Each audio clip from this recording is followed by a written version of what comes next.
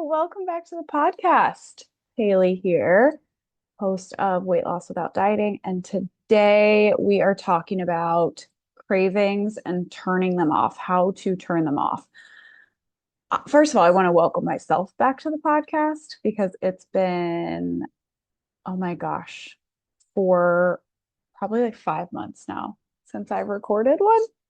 And I will tell you, I've been on maternity leave if you didn't know.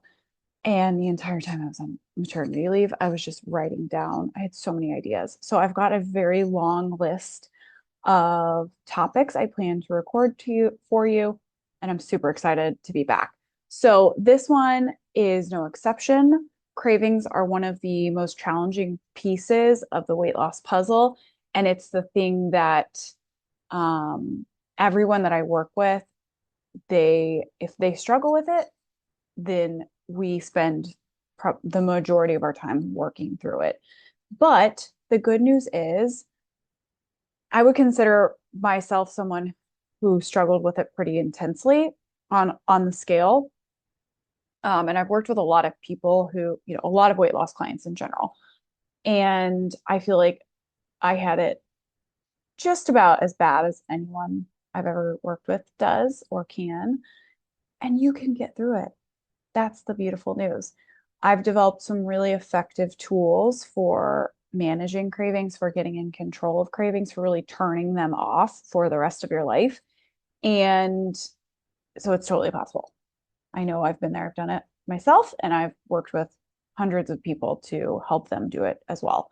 So, first of all, if you are stuck at your current weight, you're wanting to lose weight, you've tried a lot of things, maybe counting, meal delivery, and nothing is really helping you move forward, I offer free weight loss diagnostic calls where I'll tell you this is why you're stuck. Pretty much everyone I work with has one of three things that is preventing them from being able to lose weight. You are likely no exception. And some people have multiple of them, but knowing what is causing you to be stuck is very important. It's how you get started moving forward. These are free calls, 30 to 45 minutes just focused on you. And the end of the call, we'll talk about what a good next step for you is. It's not a hard sales pitch. I often just ask, are you interested in hearing about me, or should I tell you about other options for you? So it's really up to you. And they're really helpful to know why you're stuck, where you're stuck, why you're stuck, and how to start moving forward so you can lose weight. So I'm going to put the link to book your call in the show notes. Okay, so when I was 30 pounds overweight, the cravings were like my toughest area. I obviously knew what how to eat healthy, how to prescribe diets. I already was a nutritionist when I was overweight. And I was working as one. So I had all that locked down, but I was not in control of my eating. I was very much out of control. And the interesting thing about control and food is the more you try to get in, it's like squeezing sand, like the harder you squeeze, the more it just slips through your fingers. It felt really impossible. And the harder I tried to control myself, the worse off I was. And oftentimes people feel that way. Like that really resonates. So I would make myself a diet, prescribe myself a diet. Here's what we're going to do for this week, food wise, and we're going to stick to it. I've always had this like determined willpower attitude. And so I would, my days would start out with a smoothie or a shake or whatever it was. And I would just be thinking about food, thinking about food. I would make myself a healthy lunch, whether I was actually hungry or not. And I would eat the whole thing. And then I would be obsessing about dessert. And can I make a healthy dessert? Something that's low carb, but whatever. And then I probably would make something. And then I would just eat this giant dinner. And then I would just keep eating and snacking and like thinking about food and obsessing about it. And it was not fun at all. It was miserable. What I often find is that these habits are so bound up with guilt and shame and regret that we don't even like recognize, we don't want to look at them. We don't really know what's happening. And so it feels very stuck. Like, how do I get out of this? I don't even want to look at it. It's grossing me out so much. So, and I felt that so much. Um, but when I started working on the tools that I teach now, um, to really help people like turn these cravings off, I really got empowered. I really finally realized what was going on for the first time in that craving experience. And I was able to stop thinking about food all day long. Now I don't really think about it. And it feels weird if I do think about it. The only reason I think about it is that when I'm thinking about my clients, or I'm thinking about putting together a podcast episode for you guys, or I'm thinking about, you know, something, I don't know, like a recipe or my grocery list or something. But otherwise, I don't think about it. It just never doesn't really cross my mind. I don't plan a vacation with my family and obsess about the food that I'm going to have. I don't plan an evening, a date night with my husband and obsess about what's going to be on the menu or where we're going to eat or what I'm going to eat and if we're going to get dessert. Like it just does not cross my mind. Um, and I felt at a time that I would never be able to get away from that, and I really have. So it is totally possible. And I didn't use willpower at all to lose the weight or to stop obsessing about food. I also didn't use restriction. And for probably the first time in like memory, I was able to have an indulgence, enjoy it, and then not think about it anymore, which I find for most people, it's the exact opposite. You tell yourself you shouldn't have it or you can't have it, then you overeat it kind of like behind your back. So you don't really enjoy it. And then it's back to being off limits. So there's a way, and you're like obsessing about it all the time. I shouldn't have eaten that. I can't believe I had that. And like, it's so bad. And but it's also so good. Oh my God. So it's just constantly on your mind. It's just too much. If you're thinking about food too much, you're lumped into this category. It does not need to be a focus of your attention. It really doesn't, unless you're like dealing with a specific, like, okay, I have celiac now. And so I really need to think about where is the gluten showing up in my diet. But for the majority of us, we're not dealing with in a situation like that. And we do not need to be thinking about food as much as we're thinking about food. It's taking up valuable brain space. So here are the 3 steps for you at home to start working through cravings and feel more in control of them. So, step number 1 is you need to reflect on the last time that you had a craving, ate something that you told yourself you weren't going to eat or that you didn't want to eat, when you're not in it. You need to be, 12, 24 hours out of that experience to actually reflect on it. We need to get as much distance from it as possible so that we're not still wrapped up in the intense emotion of it. If you feel really emotional about it, there to an extent that's very normal.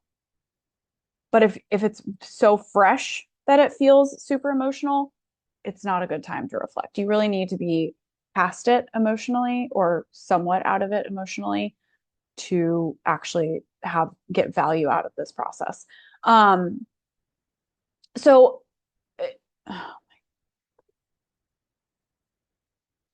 um, what I find is that, especially for me, but for a lot of people I work with who struggle with cravings, like you have never really looked at the craving. You've never really gone back to the last time that you overate or ate something you told yourself you wouldn't, and paid attention to what was going on because it's so wrapped up in guilt and shame. And the thing is, in order to solve for cravings, you really need to go back to that experience and ask yourself some questions. And this can really be one of the hardest parts about this process is revisiting that because you feel so much guilt and shame and regret about it. But the more you're allowing that guilt and shame and regret to be there, the more it's controlling your your eating and your food. So just knowing that that's going to pop up when you start this process is valuable, and acknowledging that it's there and just being like, it's okay that I feel this way. I'm going to look at this anyways. Um, and likewise, you probably aren't super conscious during those times. You're not really aware of what's going on when you are overeating and eating all these things. You are probably really checked out. So going back and looking at it and asking yourself, like, what is actually going on in those times is very helpful, because you probably don't really have that awareness right now. So the first thing you're going to do is grab a piece of paper, and we're going to ask ourselves some questions about it. When did it happen? Like time of day, situationally, when was it? After work? Was it on the drive home? Was it after a fight with my husband? Was it, after bedtime with my kids? Like, what was going on in your life? When did it happen? Where did it happen? Were you at the office? Were you at home? Were you in bed? Were you on the couch? And what did you eat? These are all very factual questions. They should be very, like, more like less emotional than some of the other questions, but just kind of getting those facts down. This is what was going on for me. And sometimes this is helpful if it's not consistent. If you're like, oh, it's not every day after work on the drive home, I'm hitting McDonald's, it's more like sporadic, then you might need to look at a couple of different times that it came up. What, it was here, it was there. What's tying these together? Is it an emotion? Is it an argument? Is it a TV show? Like, what is putting all these pieces together? What's connecting them? Second question, what is driving the emotion? A lot. What is driving the craving? What is driving the craving? A lot of times it's an emotion that we are trying to avoid. Occasionally, it's an emotion that we're trying to create for ourselves. So most often we're trying to avoid stress. We're trying to avoid boredom. We're trying to avoid doing the dishes. What are you trying to avoid by eating? A boring drive home. Thinking about the argument that you had with your boss, thinking about the stress of your workday, thinking about all the stuff that you got to do tomorrow. Like, what is going on? What are you trying to avoid? And if you can distill that down into thoughts that you're trying to avoid and emotions that you're trying to avoid or create, that is really helpful. And the third question you're going to ask yourself is, how did the food help me at that time? The thing that we don't realize a lot of times is that the food is playing a role. It's playing an important role for you. If you are experiencing intense cravings or cravings at all and you're eating for them, the food is doing something for you. So knowing what that is helpful. How did it help me at that time? Second step. So now that we have kind of this idea of this is when it's happening, this is what I'm eating, the foods that I'm choosing to eat, and hopefully we have an idea of why, we need to make a plan. How am I going to handle this next time it comes up? How can I slow things down for myself so that I can be more conscious and more aware before it happens, and before it happens, and so that I can kind of like slow it down and not put the food in my mouth. Now, I'm going to give you a hint on this. I'm not going to take you through what I teach my clients. But when I teach my clients this, we go much more physical into the body versus into the brain. So we are not telling ourselves, oh, okay, I'm going to think this, this, and this. I'm going to tell myself I shouldn't have it. I can't have it. I won't have it. I'm not going to I don't tell people to argue with whatever their brain is telling them in those times. Eat the food. It's going to taste amazing. It's going to solve all your problems. It's really going to help us right now, because those are probably true. So we're not arguing with those. We need to get out of our head and get into our body. Reconnecting our brain and our body is a huge part of this process. Weight loss in general, but cravings especially, it's really helpful. So we're getting out of our head and into our body. How can I slow time down, get into my body so that I can be more present and more aware while this is happening? And the third thing we're going to do is once you've done the first two steps and you actually experience a craving, whatever happens, you eat, you don't eat, whatever happens, I want you to evaluate it. And this is the exact process I teach all of my clients, okay? So you're going to evaluate it. You're going to ask yourself three questions. What worked when I did that? What didn't work? And what can I do differently next time? Those three questions are so neutral. They're not, how did I mess it up this time? Oh, really bunged it up. I'm never going to figure this out. They're not like that at all. It's very neutral. What worked? What didn't work? What can I do differently next time? And what those three questions do is they point out, first of all, your wins, because if you ate, likely your brain's not thinking about what you actually succeeded at, even if there were things that you succeeded at, because you ate. So we need to see that first. What's working? What have we actually accomplished that we want to continue to accomplish? What didn't work? Why did we have the food? And how can we grow from this experience? So this is what I'm going to take forward with myself into the next experience.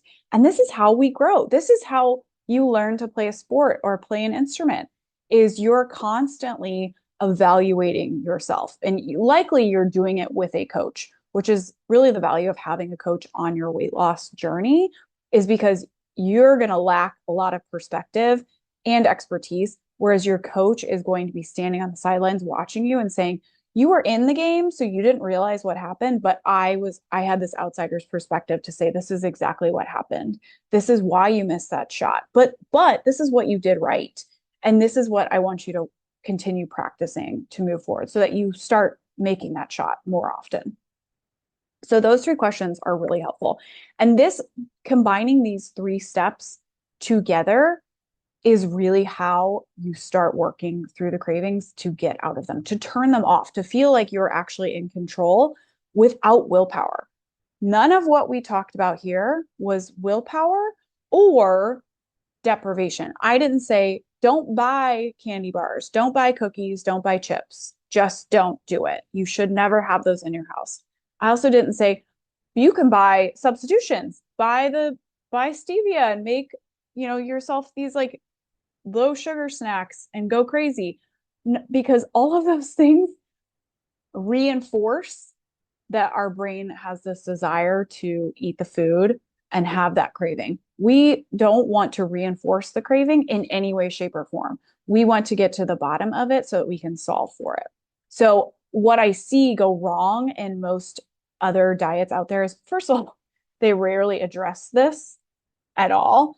But second of all, we're just teaching people to not to solve for what's going on in their brain, just to solve for the food that's in their pantry. Clean up the food that's in your pantry. Just have less sugar in the house. Well, your brain still wants to eat sugar. So when you're really craving it, you're going to find it. You're going to take a quick trip to the gas station. You're going to get DoorDash ice cream.